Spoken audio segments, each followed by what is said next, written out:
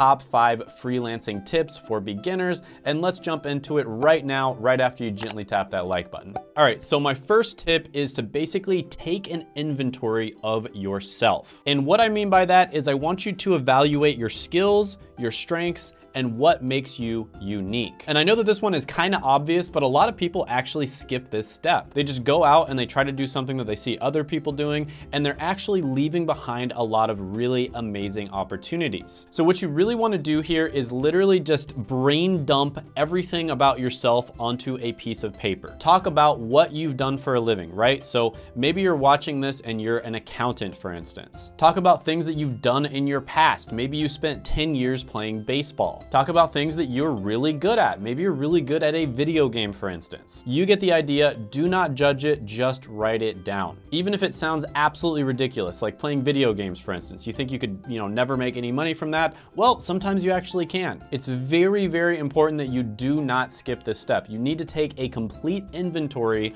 of the assets that you currently have. And by assets, I mean your skills, your strengths, and things that make you unique. And you want to be really brutally honest with yourself, okay? If you're not good at something, don't say you're good at it. And if you are good at something, don't be too humble and say that you're not good at it. But once you've made this list, then you want to move on to step 2. And that is, don't do something that somebody from another country that has a much lower cost of living could easily do. So for instance, there are many examples of graphic designers on Fiverr that will charge you like $5 to make a really good piece of art, some sort of photo or some sort of infographic. So it really doesn't make sense if you're an American or you're English or you're Canadian or you're Australian and you're watching this for you to do something like that. That doesn't mean that you can't do art for a living. You can, but you need to get more specific. You need to niche down. You need to figure out a way that you can separate yourself from people who do, $5 artwork on Fiverr. Because realistically, people from the Philippines or India, etc., can be just as good at art as you. So that is a massive mistake that I see people making, where they try to compete with people that can do things from countries that have a much lower cost of living. If people who live in this country can live like a king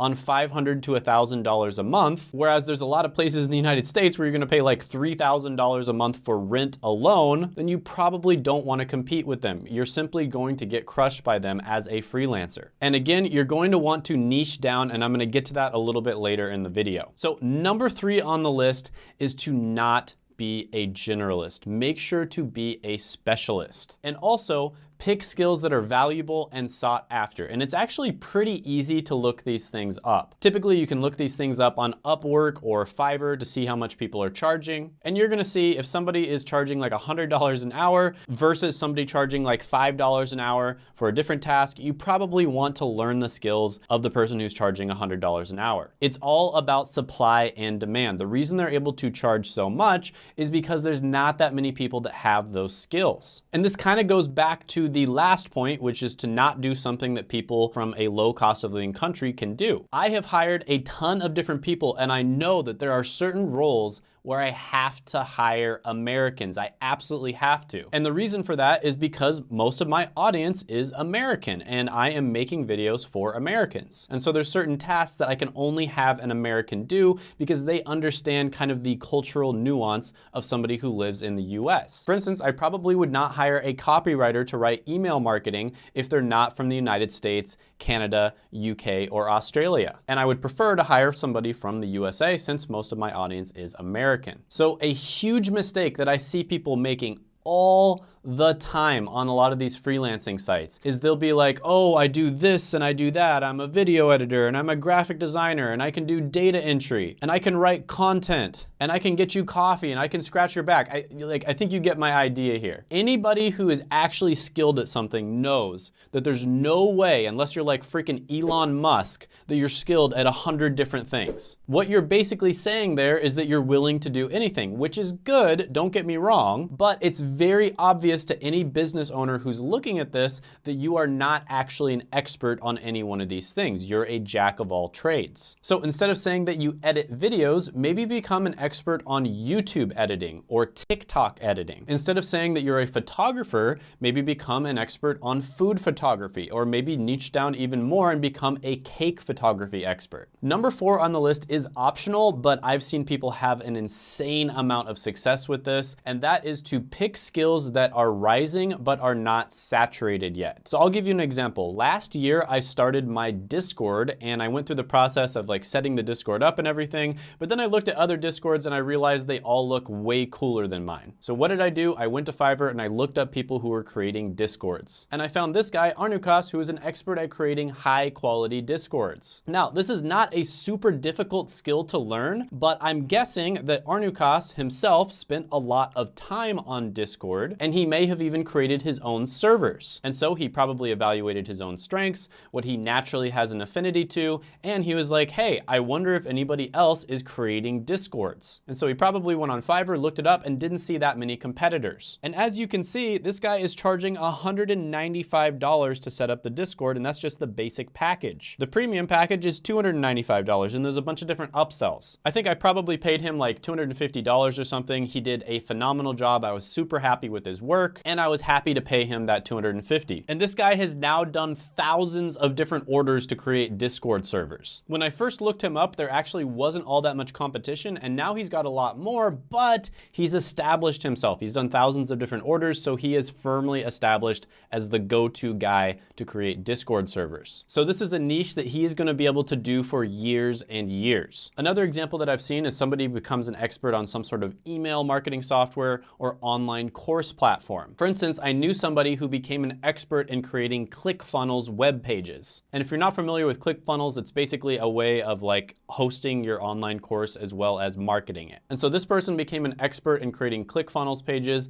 and they were charging hundreds and hundreds of dollars an hour. And I'll be honest with you, if you tried to get into this right now, there would be a lot more competition. But when they first started, there was basically nobody doing it. And even now, when there's a lot more competition, they've been doing it so long that they've established a brand. So they've continued to get business years and years into the future. My number 5 tip on this list is to find a sub niche, right? So you find a niche and then you go one step further and you find a sub niche. And I know this can be kind of difficult to understand, so I'm gonna really break this down step by step. And sometimes you find like a sub niche, right? So you actually go several steps into that. So let's say you've been watching my videos for a while and you've seen all the people that are getting jobs left and right as digital marketers, and you also see that it has a lot of great potential for making money as a freelancer as well. So you take Seth's free masterclass, which I'll put down in the description and the pinned comment below. You learn digital marketing, you get yourself a job, and now you've got a certain skill set, right? Now you're good at digital marketing. Well, here's the thing about digital marketing. There's a lot of different types. So if you type it into Google, there's like 15 different types of digital marketing, but there's really some main ones. And you look all of them up and you decide, hey, I really like SEO, which is search engine optimization. So you look into SEO and you discover there's a bunch of different types of SEO as well. For instance, you could learn to write content for blogs. And writing content for blogs is different than writing content for other types of mediums because you have to be search engine optimized. So basically you have to make sure you're using certain keywords, you have to make sure you're linking things correctly within the website as well as within the blog. It really is a skill set in and of itself. So if you're able to become a really good freelance writer and combine that with some SEO skills, that can be incredibly lucrative. But there's actually a lot more to it than that. Another thing you can do, and this is actually something that I'm looking to hire within the next year or so,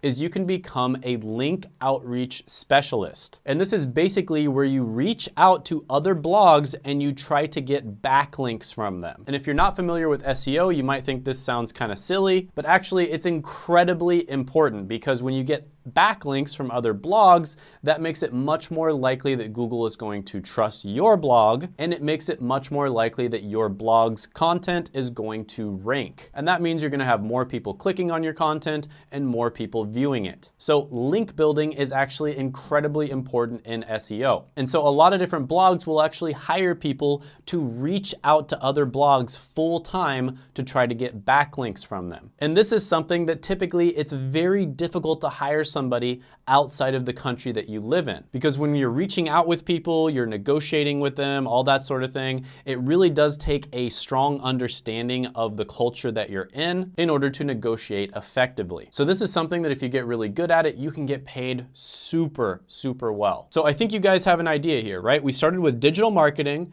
then we niched down to SEO, then we niched down to writing, and then we niched down to reaching out to people over email. So that is the process process of finding a sub niche, and you have to start with the big niche and then just research it, research it, research it.